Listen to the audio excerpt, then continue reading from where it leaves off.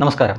ഈയിടെയായിട്ട് ഇടതുപക്ഷത്തെ പ്രത്യേകിച്ചും CPM-ൻ്റെ MLA ആവട്ടെ, മന്ത്രിയാവട്ടെ, അല്ലെങ്കിൽ രാജ്യസഭാ MP ആവട്ടെ, നേതാവട്ടെ, ഇവരുടെയൊക്കെ ഒന്നിച്ച് കിളി പോയി കിടക്കുകയാണോ, അല്ലെങ്കിൽ എന്തെങ്കിലും പ്രശ്നമുണ്ടോ എന്ന് ആളുകൾക്ക് തോന്നത്തക്ക തരത്തിലാണ് ഇവരുടെ പൊതുവേദിയിലുള്ള ഇവരുടെ ചില പ്രകടനങ്ങൾ കാണുമ്പോൾ തോന്നിപ്പോകുന്നത്. നമുക്കറിയാം, വയനാട്ടിൽ ടൗൺഷിപ്പ് കാണാൻ വന്ന മമ്മൂട്ടിയുടെ കൂടെ ഒട്ടി നടന്ന് ഒടുവിൽ അദ്ദേഹത്തിന് തന്നെ പറയേണ്ടി വന്നു, CPM-ൻ്റെ ജില്ലാ സെക്രട്ടറിയോട് താൻ എന്തിനാ എപ്പോഴും എൻ്റെ കൂടെ നടക്കുന്നതെന്ന് പറഞ്ഞിട്ട്. അതിൻ്റെ വിവാദമൊന്നും കഴിഞ്ഞതേ ഉള്ളൂ. അടുത്തത് നോക്കൂ, കോഴിക്കോട് ഒരു പരിപാടിയുടെ മുഖ്യ അതിഥിയായിട്ട് വന്നത് സൽമാൻ ഖാൻ ആയിരുന്നു. ആ ചിത്രമാണ് ദൃശ്യങ്ങളാണ് നിങ്ങൾ കണ്ടുകൊണ്ടിരിക്കുന്നത്. അപ്പോൾ കോഴിക്കോട് എന്ത് പരിപാടി നടത്തിയാലും അവിടെ മെയിൻ ആവാൻ വേണ്ടിയിട്ട് മുഹമ്മദ് റിയാസ്, അദ്ദേഹം മന്ത്രി കൂടിയാണ്, അദ്ദേഹം ഈ പൊതുമരാമത്ത് വകുപ്പ് മന്ത്രിയാണ്, അതിൻ്റെ കൂടെ ടൂറിസം വകുപ്പ് കൂടി അദ്ദേഹം കൈകാര്യം ചെയ്യുന്നുണ്ട്.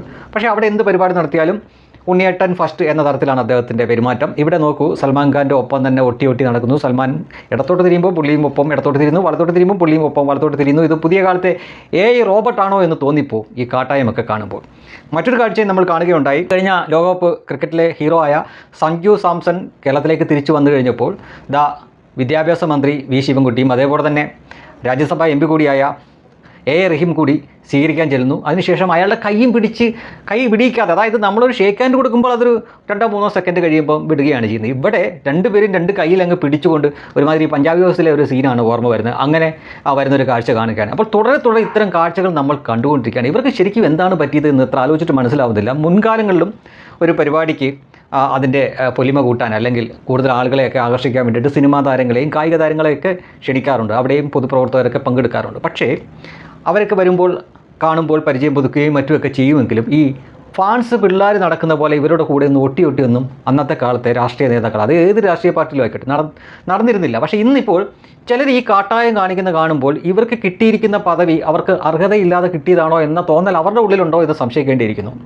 അല്ലെങ്കിൽ പിന്നെ സൽമാൻ ഖാൻ്റെ ഒപ്പം ഇങ്ങനെ വട്ടം ചുറ്റി നടക്കേണ്ട കാര്യം റിയാസിനില്ല. മമ്മൂട്ടി വരുമ്പോൾ മമ്മൂട്ടിയെ ഒട്ടി നടക്കേണ്ട കാര്യം പൊതുപ്രവർത്തകനായ CPM-ൻ്റെ ജില്ലാ സെക്രട്ടറിക്കുമില്ല. ഇവിടെ ഒരുപാട് തവണ ഇവർ നേരിട്ട് കാണുകയും സംസാരിക്കുകയും ചെയ്തിട്ടുള്ള വ്യക്തിയാണ് സഞ്ജു സാംസൺ. നമുക്കെല്ലാവർക്കും സന്തോഷമുണ്ട്. അദ്ദേഹം ഈ ലോകകപ്പിൽ നല്ല പ്രകടനമായിരുന്നു. തീർച്ചയായിട്ടും അദ്ദേഹത്തിന് ഒരു മലയാളി എന്ന നിലയിൽ കൂടി വലിയ സ്വീകരണം കിട്ടും. അതൊക്കെ നമുക്ക് മനസ്സിലാവും. പക്ഷേ അദ്ദേഹം വന്നിറങ്ങി അദ്ദേഹത്തിൻ്റെ വലത്തേക്കൈയും ഇടത്തേക്കൈയും ഇവർ കരസ്ഥമാക്കിക്കൊണ്ട് പഞ്ചാബ് വേസ്റ്റിൽ ഈ ദിലീപിനെ നടുക്ക് വെച്ചിട്ട് അപ്പുറത്തും ഇപ്പുറത്തും കൊച്ചിൻ കനീവയും ഹരീസ് രേശവനും നടക്കുന്ന പോലെ നടന്നു പോകുന്ന കാഴ്ച കൂടി നമ്മൾ കാണുന്നു. എന്തൊരു അവസ്ഥയാണ് എന്ന് ആലോചിച്ച് നോക്കുക. ഒരു സമയത്ത്, ഞാൻ നേരത്തെ പറഞ്ഞ പോലെ, ഒരു സമയത്ത് ഈ കായിക താരമാവട്ടെ അല്ലെങ്കിൽ ഈ സിനിമാ താരമാവട്ടെ അവരോട് ജനങ്ങൾക്കൊക്കെ ഇഷ്ടമുണ്ടായിരുന്നു എങ്കിലും അതിൽ കൂടി ഒരു പടി കൂടി ജനങ്ങൾക്ക് ആവശ്യങ്ങൾക്ക് വേണ്ടി കാണുകയും അവരുടെ ആവശ്യങ്ങൾക്കൊപ്പം നിൽക്കുകയും ചെയ്യുന്ന ആൾക്കാരായിട്ടാണ് രാഷ്ട്രീയ നേതാക്കളെയും MLA-മാരെയും മന്ത്രിമാരെയൊക്കെ ജനം കണ്ടിരിക്കുന്നത്. ആ ഒരു സ്ഥാനം കൂടി അവർക്കുണ്ട്. അവർ ഇരിക്കുന്ന സ്ഥാനവും അവരുടെ ആ ഇരിക്കുന്ന കസേരയുടെയൊക്കെ മഹത്വം കൂടി മറന്നുകൊണ്ട് കേവലം ആരാധക കുട്ടികളെ പോലെ, അല്ലെങ്കിൽ ആരാധക വെട്ടുകളികളെ പോലെയൊക്കെ ഈ തൻ്റെ ഇഷ്ടതാരം വരുമ്പോൾ ഒട്ടി നിൽക്കുന്ന രീതിയിൽ പ്രവർത്തിക്കുന്ന, പ്രകടനം നടത്തുന്ന, നിലവാരമില്ലാത്ത വില കുറഞ്ഞ ചില രാഷ്ട്രീയ നേതാക്കളെയാണ് നമുക്ക് ഈ കഴിഞ്ഞ കുറച്ച് ദിവസങ്ങളിൽ കാണാൻ സാധിച്ചത്. ഇതെല്ലാം ഒരു കൂട്ടരാണ് ചെയ്തുകൊണ്ടിരിക്കുന്നത്. അവിടെയാണ് നമ്മൾ ശ്രദ്ധിക്കേണ്ടത്.